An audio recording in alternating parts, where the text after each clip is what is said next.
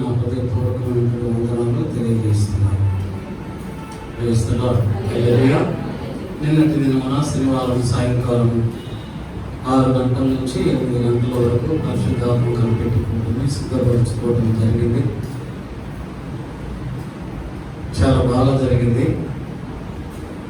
ప్రభువు ఎవరి ప్రార్థనను అంగీకరిస్తాడు, ప్రభువు ఎవరి ప్రార్థనను అంగీకరిస్తాడు, ఎవరి ప్రార్థనను అంగీకరించాడు. మనం ఎలాగా ప్రార్థన చేస్తే, ఎలాగా ఉండి ప్రార్థన చేస్తే ప్రభు మన ప్రార్థన ఆలకిస్తాడని 5 పాయింట్లు చెప్పాను. శుక్రవారం దిగున స్థిరపడటం జరిగింది. చాలామంది వచ్చారు.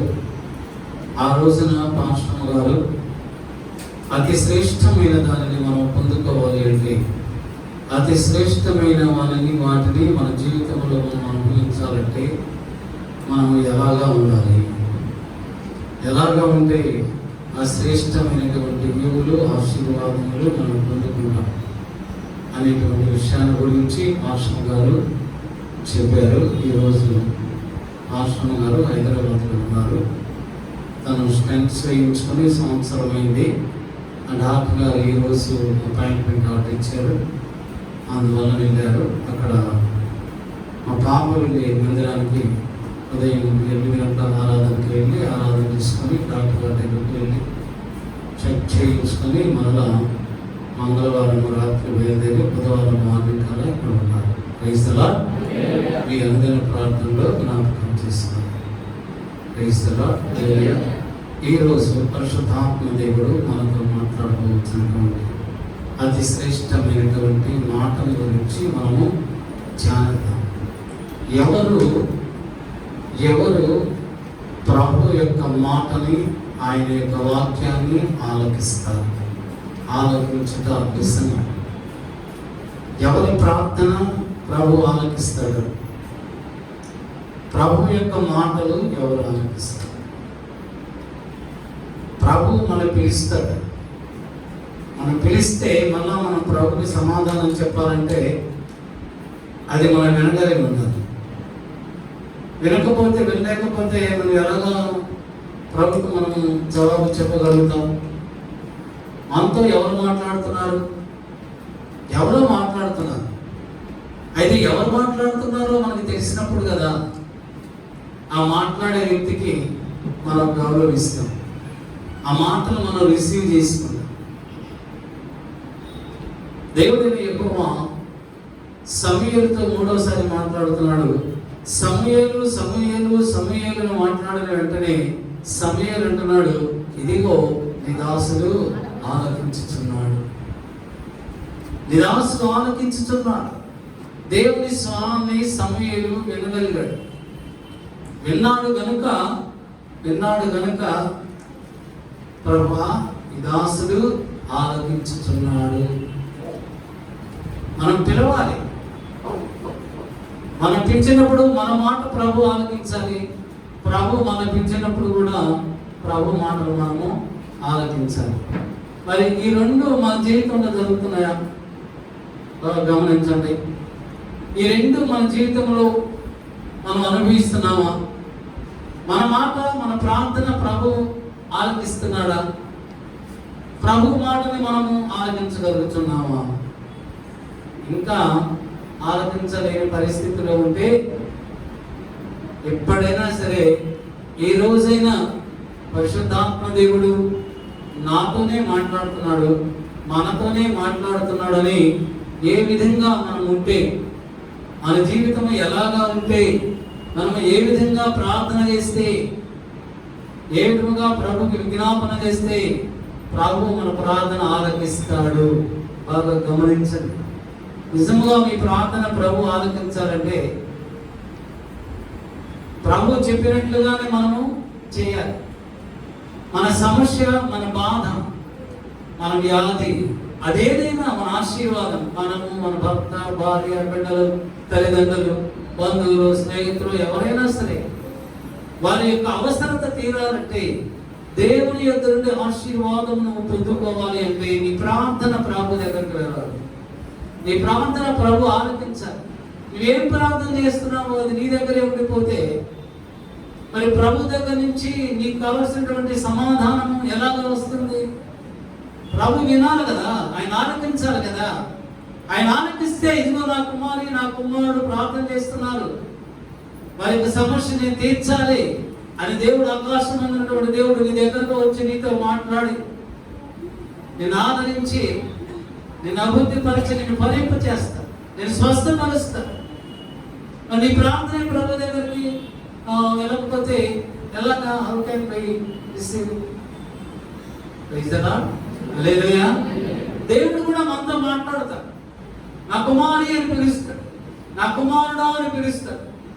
పిలిచినప్పుడు నువ్వు ఆయన యొక్క మాటను, ఆయన యొక్క స్వరాన్ని ఆలకించేటువంటి చెవులు నువ్వు కలిగి ఉండాలి.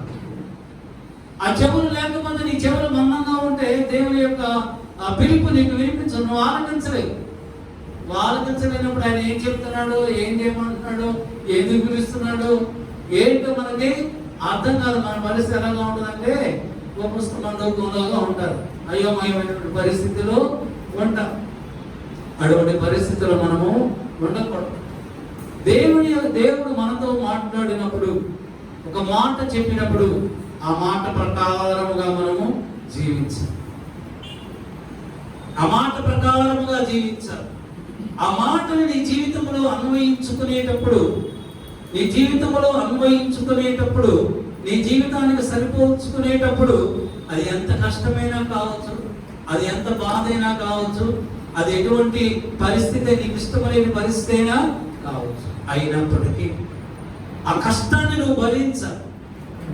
ఆ కష్టాన్ని ఇష్టంగా తీసుకొని ఆయన చెప్పినట్లే నువ్వు చేస్తే అప్పుడు నిన్ను ఆశీర్వదిస్తాడు. అలా కాకుండా దేవుని యొక్క మాటకు నువ్వు తిరగబడితే, దేవుని యొక్క మాటకు నువ్వు తిరగబడితే అంటే నీ ఇష్టం వచ్చినట్లు నువ్వు చేస్తే, వాళ్ళు ఏదో చెప్పారు, వీళ్ళు ఏదో చెప్పారు, ఆ దైవజనుడు ఎలాగా చెప్పాడు, ఈ దైవజనుడు ఎలాగా చెప్పారు, వీళ్ళందరూ ఎలాగానే చెప్తూ ఉంటారు, ఒకరి మాట ఒకరు కొత్త లేకుండా చెప్తున్నారు అని నువ్వు అనుకోకూడదు, ఆలోచించుకోకూడదు.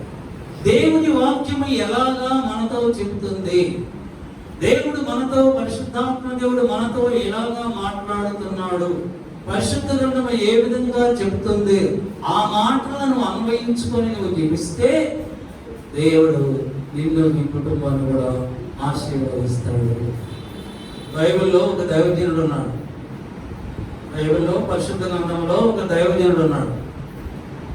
దేవుడైన యెహోవా దైవజనుడితో అంటున్నాడు, ఆ ప్రవక్తతోటి, దైవజనుడా నీవు బేతేలుకు వెళ్ళు అన్నాడు. ఎక్కడికి వెళ్ళమన్నాడు? నువ్వు బేతేలుకు వెళ్ళు. అక్కడ ఇశ్రాయేలు రాజైనటువంటి యెరోబోము దేవుని బలిపీఠం మీద ధూపము వేయడానికి సిద్ధంగా ఉన్నాడు. అంటే యాజకులు చేయవలసిన పనిని, లేవీయులు చేయవలసినటువంటి పనిని ఒక రాజు చేయడానికి సిద్ధంగా ఉన్నాడు. నువ్వు వెళ్ళు, ఆ రాజుకు చెప్పు ఆ బలిపీఠం మీద ధూపం వేయొద్దని. ఒకవేళ ధూపం వేస్తే ఆ బలిపీఠము బ్రద్దలైపోయి బూడిదైపోతుందని చెప్పాడు. ఆ దైవజనుడు ఆ మాట విన్నాడు. మళ్ళా దేవుడు అంటున్నాడు, నువ్వు వెళ్ళి మళ్ళా తిరిగి వచ్చేటప్పుడు నీ వెళ్ళిన మార్గంలో తిరిగి రావద్దు, నీవు ఎక్కడా కూడా అన్నపానీయములను పుచ్చుకోవద్దు, ఎక్కడా నువ్వు ఉండద్దు, నీకు అప్పచెప్పిన పనిని నువ్వు పూర్తి చేసుకొని తిరిగి వేరొక మార్గమున క్షేమకరముగా నువ్వు రా అని దేవుడు ఆ దైవజనుడితో చెప్పాడు. హల్లెలూయా, హల్లెలూయా. ముగ్గురు జ్ఞానులు నక్షత్రము త్రోవ చూపించినప్పుడు యేసు ప్రభును చూడడానికి ముగ్గురు జ్ఞానులు కూడా యేసు ప్రభు చూడడానికి వచ్చి ప్రభువును చూశారు.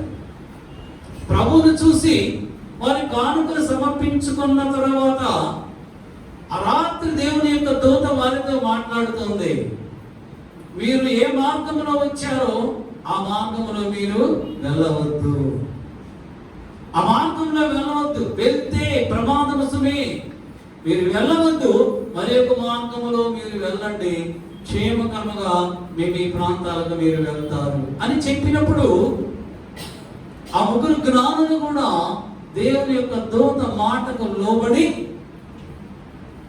వాళ్ళు తిరిగి వేరొక మార్గంలో వెళ్ళిపోయారు. యోసేపుతో మరియా యోసేపులతో ఆ రాత్రి వేళ దేవుని యొక్క దూత మాట్లాడుతూ ఉన్నది, ఇదిగో ఇదిగో మీరు ఇక్కడ నుండి మీరు ఐగుప్తు దేశములకు మీరు వెళ్ళిపోండి, ఈ దేశములో మీరు ఉండవద్దు. ఈ దేశములో ఉంటే ఈ దేశపు రాజైనటువంటి హేరోదు వల్ల ప్రమాదము పొంచి ఉన్నది కనుక మీరు ఈ దేశాన్ని విడిచిపెట్టి మీరు ఐగుప్తు దేశానికి వెళ్ళండి, నేను మీకు తోడుగా వస్తాను. యోసేపు మరియు ఇద్దరు కూడా మాట్లాడుకుని దేవుని దూత చెప్పిన ప్రకారముగా ఐగుప్తులోనికి వెళ్ళారు. అక్కడ ప్రభువు మరియా యోసేపులు క్షేమకరంగా ఉన్నారు. దేవుడు మనతో మాట్లాడినప్పుడు ఆ మాటకు మనము విధేయులమై లోబడిన వారమై ఆ ప్రకారముగా చేస్తే మనకి మన కుటుంబాలకి క్షేమము, సమాధానము, భద్రత, ఆశీర్వాదములు ఉంటాయి.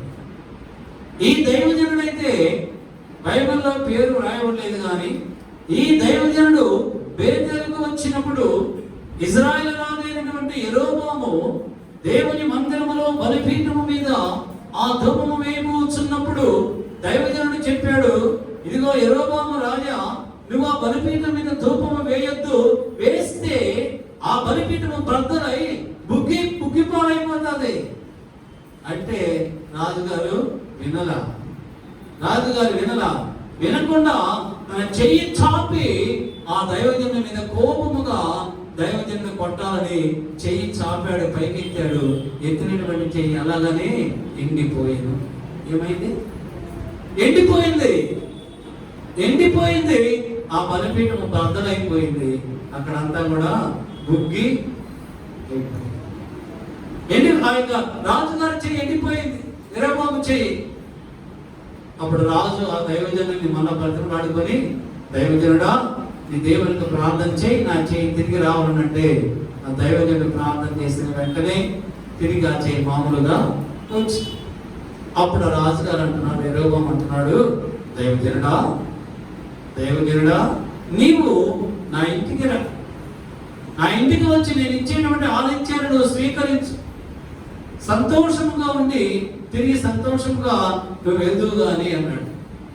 అప్పుడు ఆ దైవజనుడు అంటున్నాడు, రాజుగారు నీ ఇంటికి నేను రా, నీ ఇంటిలో సగము నాకు ఇచ్చినా కూడా రా, నీ రాజ్యంలో సగం ఇచ్చినా నేను రాను. ఎందుకంటే నా దేవుడు నాతో చెప్పాడు ఏమనంటే, నీవు ఎక్కడా కూడా అన్నపానములు పుచ్చుకొనవద్దు, ఎక్కడా నువ్వు ఉండొద్దు, తిరిగి నువ్వు వచ్చేటప్పుడు నువ్వు వెళ్ళిన మార్గంలో రాకుండా మరొక మార్గంలో నువ్వు రా అని చెప్పి.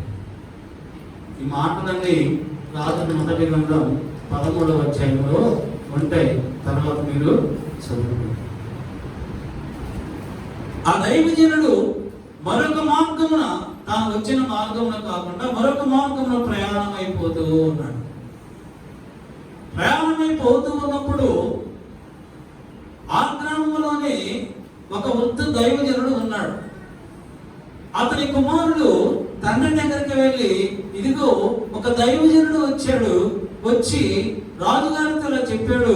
రాజుగారు కోపపడి చెయ్యి పైకెత్తినప్పుడు ఎండిపోయింది, మళ్ళా దైవజనుడు ప్రార్థన చేసిన వెంటనే తిరిగి చెయ్యి వచ్చింది, ఇదిగో అతను అన్నపానములు పుచ్చుకోకుండా మరొక మార్గమున వెళ్ళిపోతున్నాడు అని చెప్పినప్పుడు ఆ వద్ద దైవజనుడు ఇద్దరు కుమారులను కూడా పంపించి, ఆ దైవజనుడిని మన ఇంటికి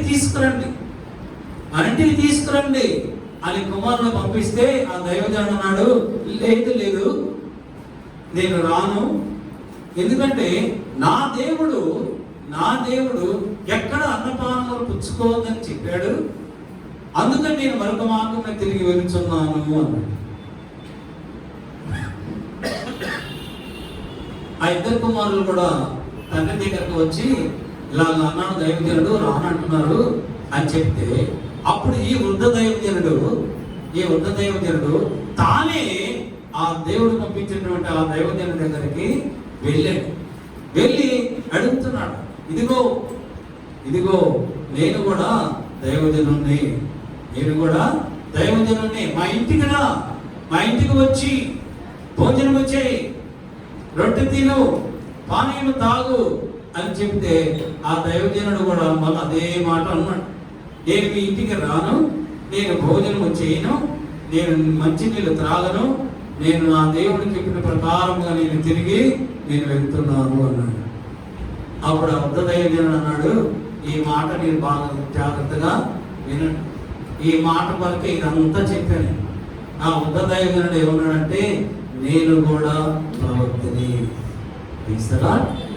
నేను కూడా ప్రవక్తని. మీ అందరు తెలుసుకో, చాలా మంది మీ ఇళ్ళకి వస్తారు, మీ దగ్గరకు వస్తారు, ఏమని, మేము ప్రవచనాలు చెబుతాం, మేము దైవజనమే, మేము ప్రవక్తలమే. ఏమన్నాడు అవుతుంది దైవజనుడు? నేను ప్రవక్తనే, నేను నీలాంటి ప్రవక్తనే. దేవుని యొక్క దూత నీతో మాట్లాడిందే, ఆ దూత నాతో మాట్లాడి మా దైవజనుడు వస్తున్నాడు, అతనికి ఇంటికి పిలిపించుకొని అతనికి భోజనం పెట్టి అతనికి విశ్రాంతినిచ్చి అతన్ని తిరిగి మళ్ళా పంపించు అని నీతో మాట్లాడిన దూత నాతో కూడా మాట్లాడిందని అబద్ధమాడను. క్లియర్గా బైబిల్లో అబద్ధమాడాడు, దొంగ ప్రవక్త, నేను ప్రవక్తనే అన్నాడు. అయితే ఈ దైవజనుడు ఎప్పుడైతే ఈ వృద్ధ దైవజనుడు నేను ప్రవక్తనే, దేవుని యొక్క దూత నాతో మాట్లాడింది, మా ఇంట్లో భోజనం చేయమని చెప్పిన వెంటనే, ఆ మాట విన్న వెంటనే ఈ దైవజనుడికి అప్పటి వరకు లేనటువంటి ఆకలి దాహము అప్పుడే వచ్చింది. అప్పటిదాకా ఆకలి మీద దాహం మీద దేవుడిచ్చినటువంటి మాట ప్రభావం చేసింది. దేవుడు చెప్పినటువంటి ఆజ్ఞకు ఈ యొక్క ఆకలి దాహము కూడా లోపడ్డాయి. అవి అప్పటి వరకు అతనికి ఏం అనిపించలేదు. ఎప్పుడైతే ఈ వృద్ధ దైవజనుడు అబద్ధమాడాడు, దేవుని దూత నాతో కూడా మాట్లాడింది, మా ఇంటికి రా, భోజనం చెయ్యి అని ఎప్పుడైతే చెప్పాడో అప్పటి వరకు ఆ యొక్క సమస్య అణిగిపోయినటువంటి ఆకలి ఒక్కసారే పెరిగిపోయింది. ఇంకేంటి, ఆ దైవజనుడి దగ్గరికి వెళ్ళి శుభ్రంగా భోజనం చేసి ఆ గార్డెన్కి తిరిగి వెళుతూ ఉన్నప్పుడు ఇక్కడ మార్గ మధ్యంలో ఒక సింహం వచ్చి ఆ దైవజనుడిని చంపేసి, దైవజనుడిని చంపివేసి ఆ సింహం వెళ్ళిపోలేదు, గాడిద వెళ్ళిపోలేదు. ఇతని శవం మాత్రం అనాథ శవంలాగా అక్కడ పడి ఉంది. ఆ శవం దగ్గరే గాడిద, సింహము రెండు ఉన్నాయి. ఈ విషయము అలాగా చేరి ఆ వృద్ధ దైవజనుడి దగ్గరికి వెళ్ళింది. ఇలాగా ఏ దైవజనుడు అయితే మీ ఇంటికి వచ్చి భోజనం చేశాడో ఆ దైవజనుడికి పిలిపించున్నప్పుడు మార్గ మధ్యములో ఒక సింహం అతన్ని చంపివేసింది. సింహము అక్కడే ఉన్నది, గాడిద అక్కడే ఉన్నదని చెప్పింది. అప్పుడు ఆ వృద్ధ దైవజనుడు అంటున్నాడు, చదవండి రాజుల మొదటి గ్రంథం 13వ అధ్యాయం 26వ వచనం. మార్గములో నుండి అతని తోడుకొని వచ్చిన ఆ ప్రవక్త ఆ వర్తమానము వినినప్పుడు యెహోవా మాటను ఆలకింపక తిరుగుబడిన దైవజనుడు ఇతడే. యెహోవా మాట ఆలకింపక తిరుగుబడినటువంటి దైవజనుడు ఇతడే. దేవుని యొక్క మాటను ఆలకించది. ఏం చెప్పాడు దేవుడు? నువ్వు వెళ్ళు, ఎక్కడ అనుమానాలు పుచ్చుకోవద్దు, తిరిగి వేరొక మార్గంలో వెళ్ళిపో అంటే ఈ దైవజనుడు ఆ అబద్ధపు ప్రవక్త చెప్పిన మాట విన్నాడు, దేవుడు చేయొద్దన్న పని చేశాడు, దేవునికి వ్యతిరేకమైన పని చేశాడు. చివరికి ఏం సంభవించింది? మరణము సంభవించింది. మనకు కూడా అంతే. దేవుడు ఏదైతే చేయమంటాడో అదే మనము చేయాలి. ఏదైతే చేయవద్దు అంటాడో దాన్ని మనము చేయకూడదు. నువ్వు చేసావో మరణము నిన్ను నీ కుటుంబాన్ని కూడా దర్శిస్తాడు. యెహోషువ గ్రంథంలో దేవుడు అంటాడు యెహోషువతో, యెహోషువ మీరు ఆ యొక్క శపించబడినటువంటి యెరికో పట్టణమును మీరు స్వాధీనం చేసుకున్నప్పుడు అందులో దేనిని మీరు ఆశించకూడదు. ఎవరైనా ఒకవేళ ఆశించినట్లయితే వారికి మరణము సంభవిస్తుంది. అయితే ఎవ్వరు ఆశించలే. ఆకారమైనటువంటి ఒక వ్యక్తి ఆశించి కొంచెము వెండిని కొంచెము బంగారమును విలువైనటువంటి వస్త్రమును ఆశించి తెచ్చుకొని తన గుడారములో ఉయ్యి తీసి కోతిలో పాతి పెట్టాడు. మరి దేవునికి మరుగైనది ఏదైనా ఉంటుందా? దేవునికి మరుగైనది ఏది ఉండదు. రహస్య స్థలములలో దాచబడి ఉన్న వాటిని కూడా దేవుడు వెలికి తీసి తానెవరిని ప్రేమిస్తాడో వారికి ఆ రహస్య స్థలములో దాచబడినటువంటి ధనమును వారికి అనుగ్రహించేటువంటి దేవుడు.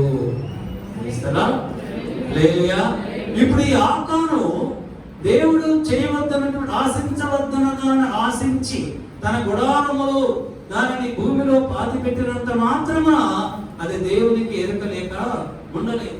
దేవుడికి తెలుసు. యెహోషువతో చెప్తూ ఉన్నాడు.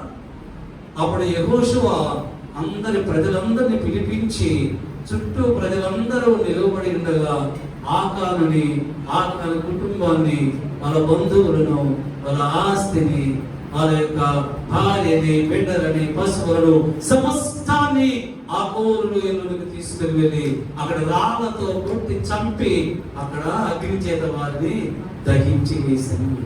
ఏం సంభవించింది? మరణము సంభవించింది.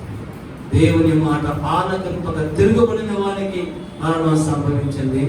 దేవుడు ఆశించవద్దన్న దానిని ఆశిస్తే మరణము సంభవిస్తుంది. చదవండి. దావీదు మహారాజు రాసినటువంటి కీర్తన 81:10-11 వచ్చిన చదవండి.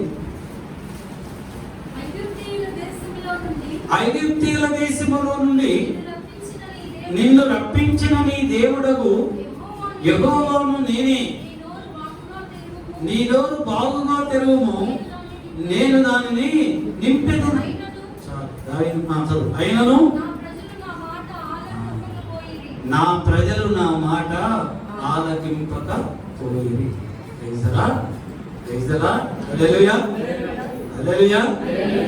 ఐగుప్తు దేశములో నుండి నిన్ను రప్పించిన నీ దేవుడైనటువంటి యెహోవాను నేనే.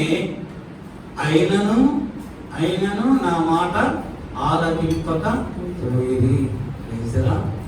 దేవుడు తన ప్రజలను ప్రేమించి ఐగుప్తు దేశంలో బంధకాలలో ఉన్నటువంటి తన ప్రజలని, కష్టాలను అనుభవిస్తున్నటువంటి తన ప్రజలని, ప్రతిరోజు కన్నీటినే మంచినీరుగా త్రాగుతున్నటువంటి తన ప్రజలని ఆయన ప్రేమించి కనికరించి వారికి క్షేమమును దయచేసి పాలు తేనెలు ప్రవహించు దేశమునకు తోడుకొని వచ్చిన దేవుడైన యెహోవాను నేనే అని తన ప్రజలకు చెప్తే, తన ప్రజల మధ్యలో ఎన్నో అద్భుతాలు ఆశ్చర్య కార్యములు చేసినప్పటికీ, వారన్నీ అనుభవించినప్పటికీ వారు ఆయన మాటను ఆలకింపక పోయి దేవుని మాటను ఆలకించలేదు. వారు క్రైస్తరా ఇర్మీయా గ్రంథం 25:9 చదువుతున్నాం. ఇర్మీయా గ్రంథం 25:9 మీరు నా మాటలను ఆలకింపకపోతిరి గనుక నేను ఉత్తర దేశములోనున్న సర్వజనములను నా సేవకుడైన నెబుకద్నెజరును బబులోను రాజును పిలువనంపించుచున్నాను.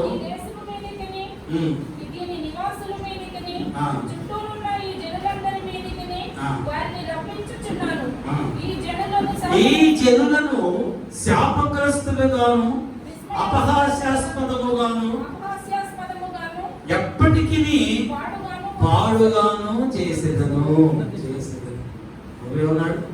దేవుడు నిన్ను నన్ను ప్రేమించి అమూల్యమైనటువంటి శ్రేష్టమైనటువంటి ఆయన రక్షణ మనకు అనుగ్రహించి కలువరి శిలువలో ఆయన కార్చినటువంటి ఆ శ్రేష్టమైనటువంటి రక్తము చేత నిన్ను నన్ను కడిగి మన నీతిమంతులుగా చేసి మన విశ్వాసమును పెంపొందింపజేసి మనల్ని మన బిడ్డలని ఎంతో ప్రేమించి అభివృద్ధిపరిచి ఆశీర్వదింపజేసిన దేవుణ్ణి మనం ఏం చేసాం?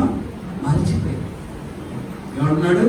ఇంతగా నీ కుటుంబాన్ని హెచ్చిస్తే ఇంతగా నీ కుటుంబానికి ఉన్నతమైనటువంటి స్థితిని ఏర్పాటు చేస్తే, ఇంతగా నీ కుటుంబానికి రక్షణ చేస్తే, ఇంతగా నీ కుటుంబం చుట్టూ నా కాపుదల నీ కుటుంబం చుట్టూ వచ్చితే నువ్వేం చేసావు? ప్రత్యుపకారముగా నీవు నా మాట ఆలకించలేదు. మనం ఆలకించదు ఆ ప్రభు మాట.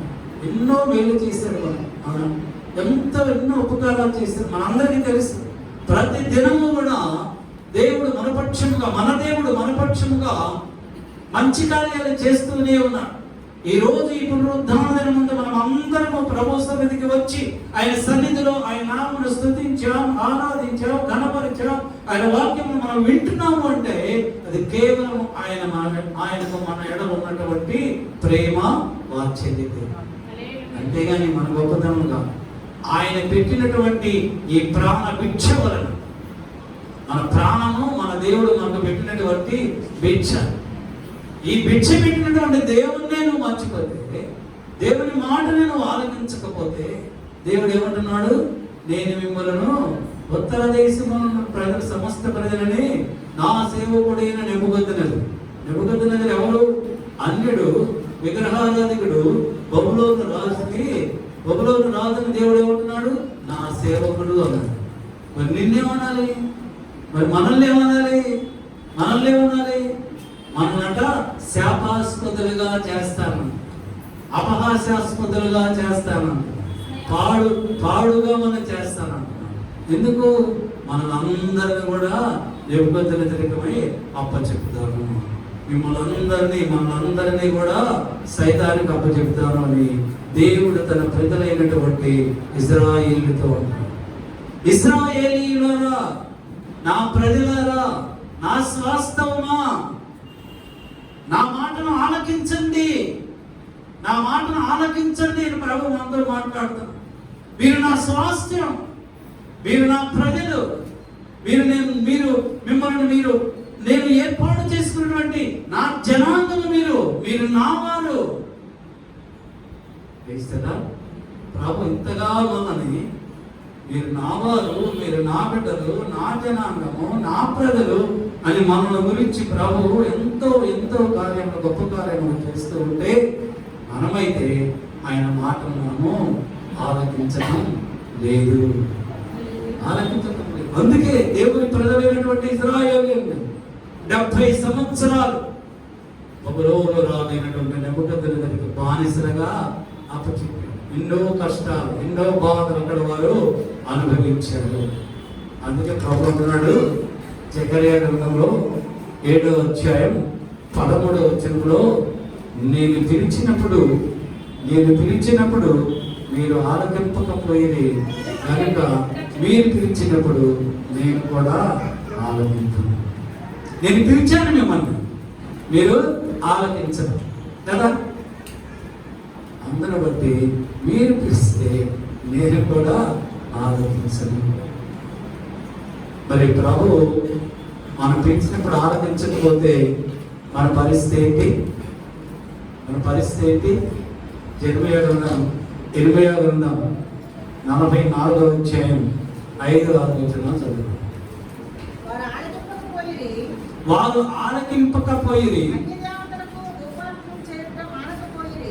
అన్య దేవతలకు ధూపార్పణ చేయటం మానకపోయిరి, తమ దుర్మార్గతను విడవకపోయిరి, చెవి ఎక్కకపోయిరి. కావున నా ఉగ్రతయు నా కోపమును కుమ్మరింపబడేను. నా మాట ఆలకించలేదు. మరి ఆలకించకపోయినా పర్వాలేదు, కానీ మనం ఆలకించకపోయినా ప్రభు ఏమంటాడు? అన్య దేవతలకు ధూపార్పణ చేస్తున్నారు. అది దేవునికి మహాకోపము తెప్పింది. చాలా మంది ప్రభు నమ్ముకున్నటువంటి బిడ్డలు, సీనియర్లే, చాలా మంది సేవకులు ప్రభు నమ్ముకున్న వారు కూడా వారి కష్టకాలములు, వారికి శ్రమ కలిగినప్పుడు, వారి కుటుంబంలో ఎవరికైనా అనారోగ్యము వచ్చినప్పుడు వారు ఎక్కడికి వెళ్తున్నారంటే సోదరుల దగ్గరికి వెళ్తున్నారు. తాయెత్తులు కట్టించుకుంటున్నారు. తర్వాత ఆ యొక్క అన్య దేవతల దగ్గర ఆ దునియా ప్రాంతంలో అక్కడికి వెళ్ళి పూజలు వాళ్ళకి చేస్తూ ఉన్నారు. దైవజనుడు పాపకి బాగోలేకపోతే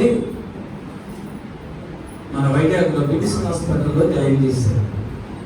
జాయిన్ చేసి నాకు ఫోన్ చేసి చెప్పారు, అయ్యగారు మీరు వచ్చి ప్రార్థన చేయండి.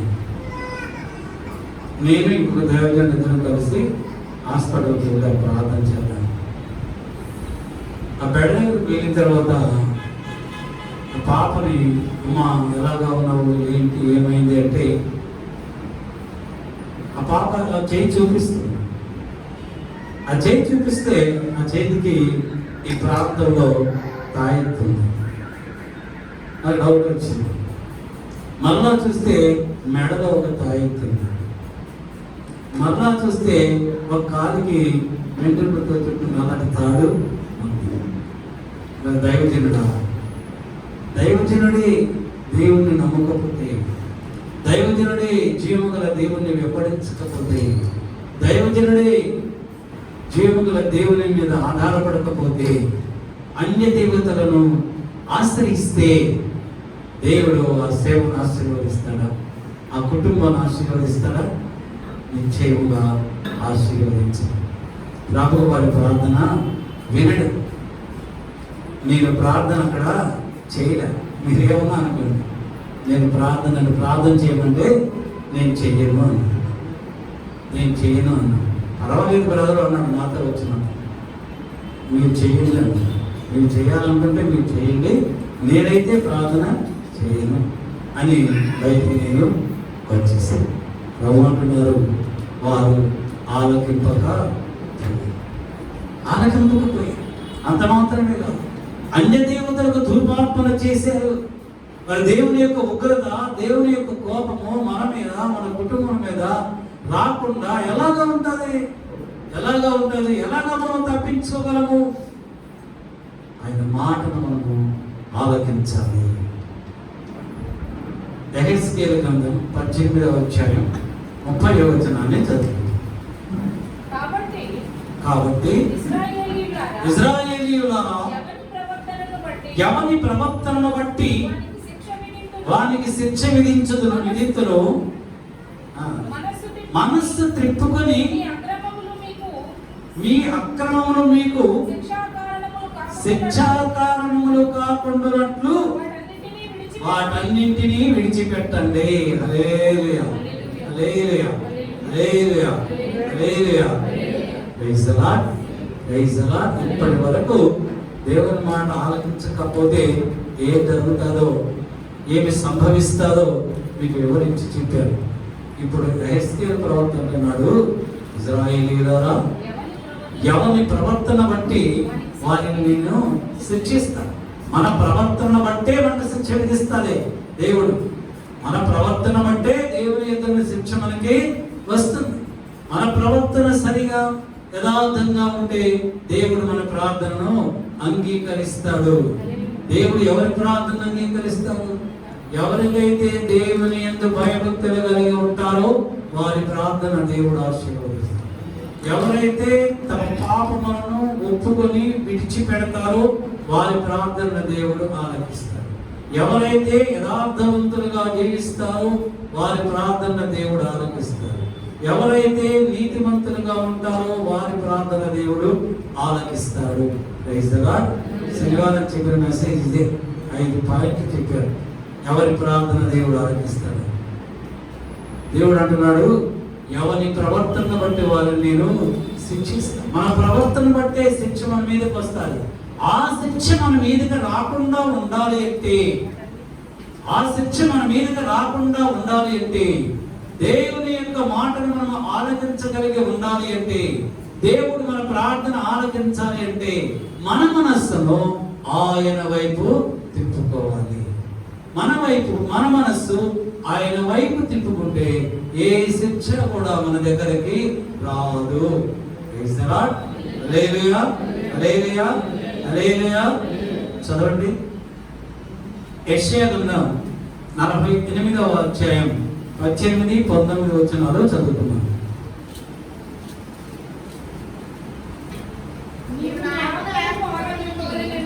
నీవు నా ఆజ్ఞను ఆలకింపవలనని నేనెంతో కోరుచున్నాను. ఆలకించిన ఎడల నీ క్షేమము నది వలెను, నీ నీతి సముద్ర తరంగముల వలెను ఉండును.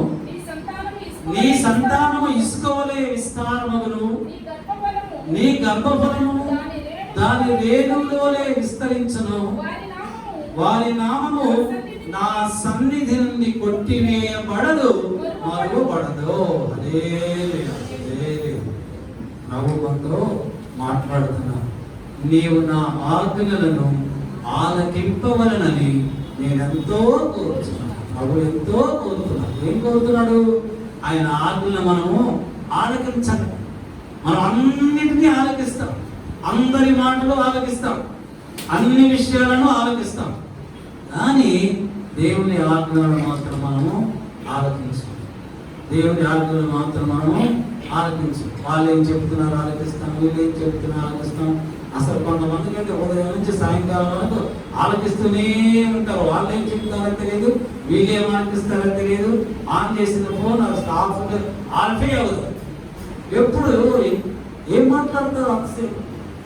ఆ టీవీ పెడతారు, టీవీలో పెట్టి అన్ని ఆలోచిస్తూనే ఉంటారు.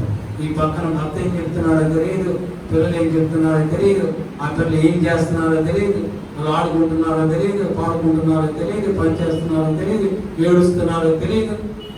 అవి ఆలోచించరు. ఈ టీవీలు, ఈ ఫోన్లు, వీటి మీదనే వీళ్ళ మనస్సంతా కానీ ప్రభు అంటున్నాడు నా ఆత్మను మీరు ఆలోచించాలి, నా ఆజ్ఞలను మీరు ఆలకించండి. ఎందుకు ఆలకించమంటున్నాడు ప్రభువు? ఎందుకు ఆలకించమంటున్నాడు? మనం ఆలకిస్తే వాటి ప్రకారం మనము జీవిస్తాం. అది ప్రభు ఆశ. మన ఆశ ప్రభు దగ్గర నుంచి దేవుని ఆశీర్వాదములు సమృద్ధిగా పొందుకోవాలి. కానీ ప్రభు ఆశ ఏంటి?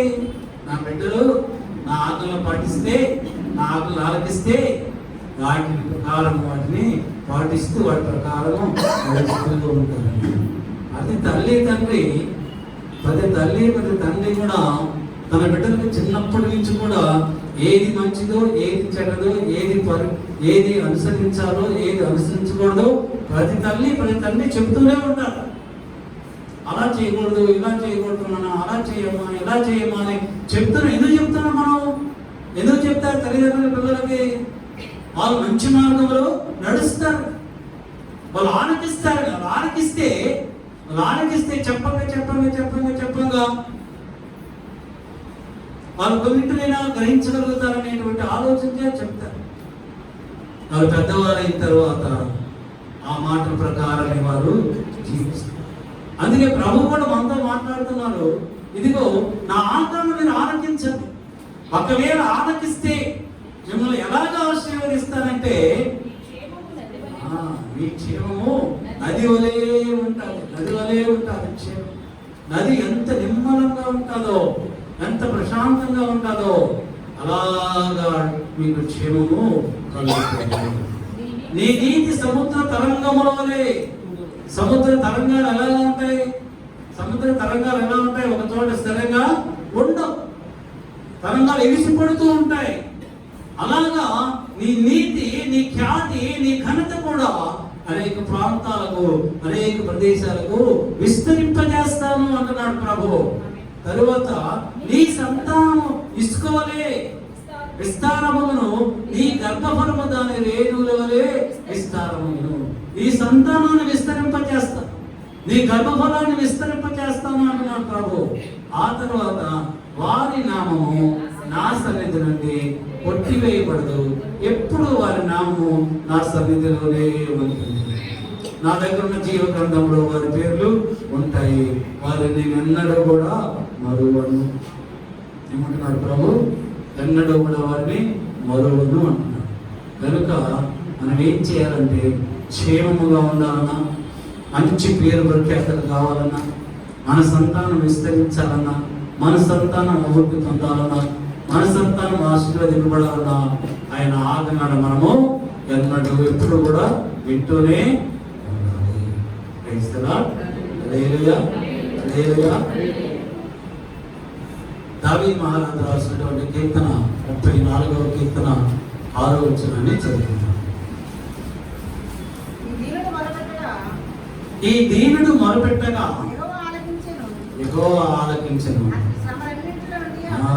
శ్రమలన్నింటిలో నుంచి విడిపించింది. ఎవరి ప్రార్థన దేవుడు ఆలకిస్తాడు. మీకు ఒక్కొక్క పాయింట్ ఒకదాని తర్వాత చెప్తున్నాను. ఎవరి ప్రార్థన దేవుడు ఆలకిస్తాడు. దావీదు ఉన్నాడు, ఈ దీనుడి ప్రార్థన యెహోవా ఆలకించాడు. ప్రభు ఆలకించాడు కాబట్టి శ్రమలలో నుంచి విడిపించాడు.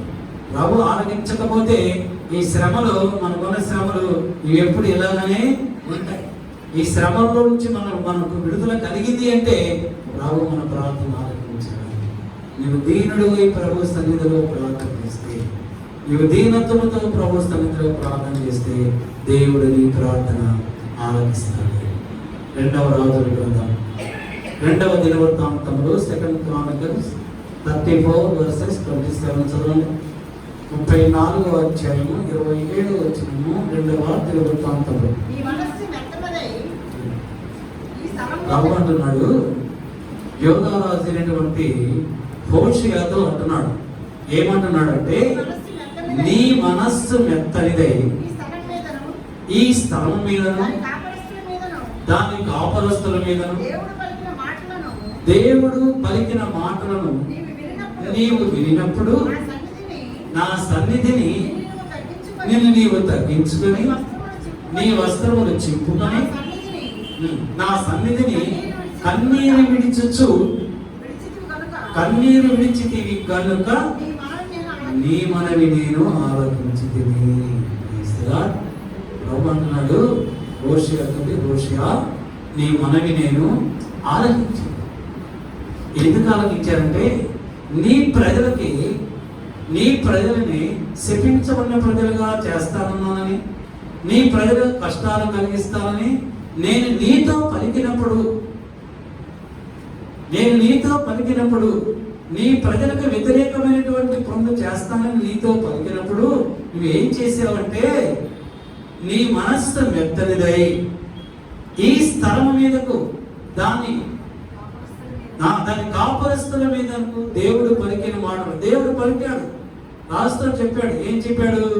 హోషేయ, నీ ప్రజలందరి మీదకి ఎన్నో కష్టాలు వస్తాయి, వాళ్ళందరినీ శాపాస్పత్రిగా చేయబోతున్నాను అని దేవుడు హోషేయతో చెప్తే హోషేయ ప్రభువుకు ప్రార్థన చేస్తున్నాడు. బైబిల్ రాయబడుతుంది, హోషేయ యెహోవా దృష్టికి యథార్థంగా ప్రవర్తించిన వారి ప్రార్థనే ప్రభువు అంగీకరిస్తాడు. ఇప్పుడు ఎలాగా ప్రార్థన చేస్తున్నాడు హోషేయ ప్రభు సన్నిధిలో? నా సన్నిధిని నీవు తగ్గించుకొని నీ వస్త్రములు చింపుకొని నా సన్నిధిని కన్నీరు విడిచి. ఏం చేశాడు? తను తాను తగ్గించుకుని, దావీదు చెప్పినట్టు దీనుడై తను తాను తగ్గించుకొని తన వస్త్రములను చింపుకున్నాడు. వస్త్రములు చింపుకోవడం అంటే ఈ బట్ట చించేసుకోమంటున్నాం మన ప్రభువు. ఈ వస్త్రాలు చింపుకోవడం అంటే దావీదు అంటాడు, విరిగి నలిగిన హృదయము నీకు ఇష్టమైనది.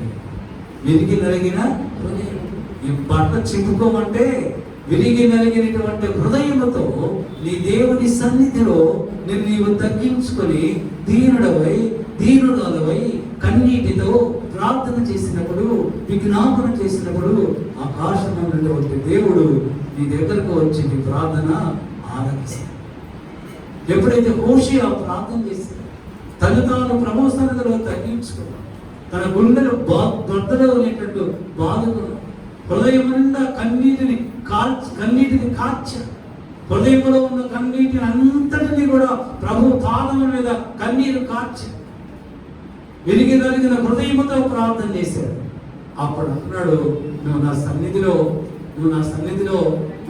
నిన్ను తగ్గించుకొని విరిగి నలిగిన మనసుతో ప్రార్థన చేశావు కదా, కన్నీరు కార్చావు గనుక నీ మనవి నేను ఆలోచించాను.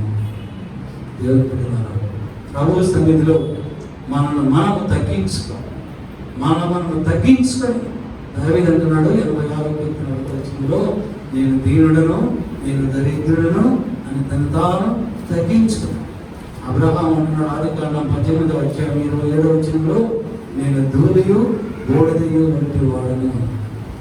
యోబు అన్నాడు, యోబు గ్రంథం 40:1 నేను నీచుడను అన్నాడు. దేవుడు పరిశుద్ధ గ్రంథంలో ఆశీర్వదింపబడిన వాళ్ళందరూ కూడా ప్రభువు సన్నిధిలో తమ తాను తగ్గించుకున్న వాళ్ళే.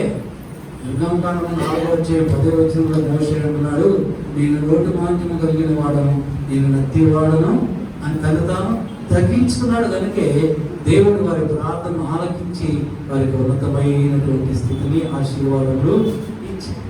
మన ప్రార్థన ప్రభువు ఆలకించాలి అంటే ప్రభు సన్నిధిలో నువ్వు నేను కూడా మనల్ని తగ్గించుకొని కన్నీటితో ప్రార్థన చేయాలి.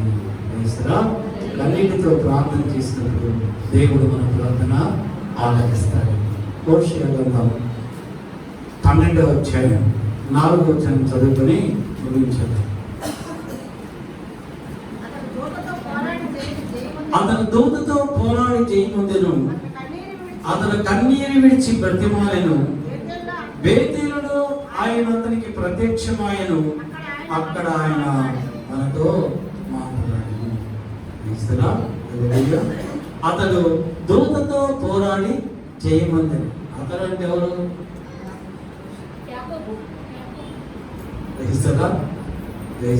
అతడు అంటే పైన ఉంటుంది యాకోబు అంటారు. యాకోబు మగస్త్రీ కలిగిన వాడై ఉంటాడు.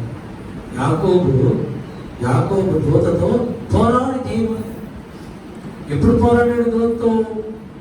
దేవుడు యాకోబుతో మాట్లాడి, యాకోబు ఇప్పటి వరకు ఇంతకాలం నీ మామగారి దగ్గర ఎంతో కష్టపడి పనిచేసావు, సేవ చేసావు. ఇదిగో ఇప్పుడు నీవు నీ భార్య, నీ పిల్లలు, నీ సంపద, నీకున్న సమస్తాన్ని తీసుకొని నీ తల్లి దేశమైనటువంటి కనాను దేశంలో వెళ్ళు, నేను నీకు తోడై ఉంటాను అన్న ప్రకారమే దేవుడు తోడై ఉన్నాడు. యాకోబు బయలుదేరి వెళ్తూ ఉంటే మార్గమధ్యంలో ఒక సమాచారము, ఒక వార్త వచ్చింది. అదేంటంటే నీ సహోదరుడైనటువంటి నీ అన్న అయినటువంటి ఏశావు 400 మందితో నిన్ను ఎదుర్కొంటూ వస్తూ ఉన్నాడు. ఆ వార్త వెంటనే యాకోబుకి భయం కలిగింది. ఎప్పుడు మనం భయపడతాం? దేనికి భయపడతాం? ఎప్పుడు భయపడతాం? ఒకటి, మనం తప్పు చేసినప్పుడు మనము భయపడతాం. రెండవది, మనం అబద్ధం ఆడినప్పుడు భయపడతాం. మూడవది, మనం మోసం చేసినప్పుడు భయపడతాం. యాకోబు ఈ 3 కూడా చేశాడు. వాళ్ళ అన్నయ్య చేశాడు. అందుకే వాళ్ళ అన్నయ్య వస్తున్నాడంటే ప్రేమతో వస్తున్నాడా, సాత్వికతో వస్తున్నాడా, నన్ను పలకరించడానికి వస్తున్నాడా, ఆ క్షేమం చూడటానికి వస్తున్నాడా అనేటువంటి ఆలోచన యాకోబుకి రాలేదు. యాకోబు ఆలోచన అంతా ఎలాగా ఉందంటే, మా అన్నయ్య నేను మోసం చేశాను, నన్ను చంపడానికి వస్తున్నాడు, నా కుటుంబం, నన్ను, నా భార్య, నా పిల్లల్ని చంపేస్తాడని భయపడి తన గుణనంతా కూడా తన పనివారికి అప్పచెప్పి వాళ్ళందరినీ ముందు పంపించేసి ఆ రాత్రి వేళ ఒంటరిగా దేవుడితో పోరాడుచు ఉన్నాడు. దూతతో పోరాడి జయముందెను. అతడు కన్నీరు విడిచి ఆ దూతని బతిమాలాడు. నువ్వు నన్ను ఆశీర్వదిస్తేనే నేను నిన్ను విడిచి వెళ్ళిపోతాను. ఆ దూత అంటుంది, ఇదిగో తెలవాల్సింది, నన్ను పోనివ్వు అంటే దూత యాకోబు అంటున్నాడు, నేను నిన్ను పోనివ్వను అని గట్టిగా పట్టుకొని నువ్వు నన్ను ఆశీర్వదిస్తేనే, నువ్వు నన్ను ఆశీర్వదిస్తా, నువ్వు నాకు ఇప్పుడు అభయం ఇవ్వాలా. ఇదిగో మా అన్న నుంచి నేను నిన్ను కాపాడుతాను, నీకు తోడై ఉంటాను, మా అన్న నుంచి నీకు ఏ ప్రమాదము సంభవింపదనేటువంటి దీవెన, ఆశీర్వాదము, భరోసా నువ్వు ఇస్తేనే నేను విడిచిపెడతాను అన్నాడు. కన్నీరు కార్చాడు. ఆ దూత అతనికి జయమిచ్చింది. బ్రతిమలాడుకున్నాడు. ఆ దూత ప్రత్యక్షమైంది. అక్కడ యాకోబుతో మాట్లాడింది. ఇప్పుడు యాకోబు ఆశీర్వాదం పొందుకొని క్షేమకరంగా వెళ్ళిపోయాడు. ఏశావు వచ్చాడు కానీ యాకోబుని ప్రేమించాడు కానీ యాకోబుని ద్వేషించలేదు. ప్రభువు మన ప్రార్థన ఆలకించాలి అంటే ఆయన ఆకలిని మనము తెలుసుకోవాలి, ఆయన ఆకలి ప్రకారం మనము నడవాలి. మనము దీనులపై దీనత్వముతో విరిగి నలిగిన హృదయంతో ఎవరైతే ప్రభు సన్నిధిలో ప్రార్థన చేస్తారో దేవుడు వారి ప్రార్థనని ఆలకిస్తాడు. ఎవరైతే దేవుని సమక్షంలో కన్నీరు కార్చి జ్ఞాపనం చేస్తారో దేవుడు వారితో ఆయన మాట్లాడతాడు. దేవుడు మాట్లాడతాడు, దేవుడు మన ప్రార్థన ఆలకిస్తాడు. ఆయన మాట్లాడినప్పుడు మనకు కూడా ఆయన మాటలు, ఆయన స్వరము ఆలకించేటువంటి కృప దేవుడు మనకి అనుగ్రహిస్తాడు. మన ప్రార్థన ఆయన ఆలకించడమే కాదు, కానీ ఆయన స్వరమును కూడా మనం ఆలకించగలిగి ఉన్నాం. ఆ యొక్క యోగ్యత, అర్హత మనకు కావాలి అంటే ఆయన ఆజ్ఞల ప్రకారం మనం నడుస్తూ ఉండాలి. ఆయన ఎంత భయభక్తులు కలిగి నడుస్తూ ఉండాలి. ఆయన సన్నిధిలో కన్నీటి ప్రార్థన చేస్తూ ఉండాలి. ఇవన్నీ మీరు చేస్తూ ఉన్నంత కాలం కూడా ఆయన సన్నిధి మనల్ని విడిచి పోదు, ఆయన మనల్ని మరిచి పోదు. నిత్యము ప్రభు మనతోనే ఉంటాడు, మనలోనే ఉంటాడు. ఆయన మన ప్రార్థనని ఆలకించాలి, ఆయన మాటలు మనము ఆలకించాలి. ప్రభు ఈ మాటలన్నిటినీ మీరు అందరూ ఆలకించి ఈ వాక్య ప్రకారం మీరు జీవిస్తే దేవుడు మిమ్మల్ని బహుగా ఆశీర్వదిస్తాడు. అటువంటి అనుభవం ప్రభు మీ అందరికీ అనుగ్రహించాలి. ఈ వాక్యం ద్వారా ప్రభు మనల్ని ఆశీర్వదించునుగా. ఆమేన్. తలలో వచ్చి ప్రార్థన చేస్తున్నారు. సర్వాశీర్వాదములు మాకు అనుగ్రహించుతున్న మా ప్రభువు ఈ పునరుద్ధాన దినమందు ఈ మధ్యాహ్న సమయంలో అవసరం కాంతం నుండి మీరు మాట్లాడేటువంటి ప్రతి శ్రేష్టమైన లేఖనము బట్టి మీకు స్తోత్రాలు.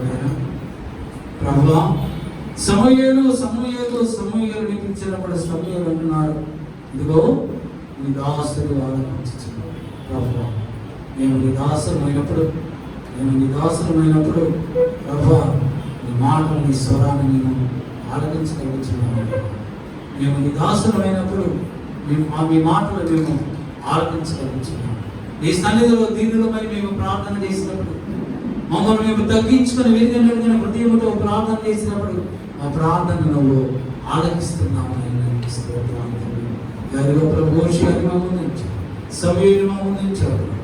నీ మాటలు ఆలకించకపోయినటువంటి, నీ మాటలు వినకపోయినటువంటి ప్రజలు ఏ విధముగా శిక్ష అనుభవించారో కూడా మాతో మాట్లాడేవారు.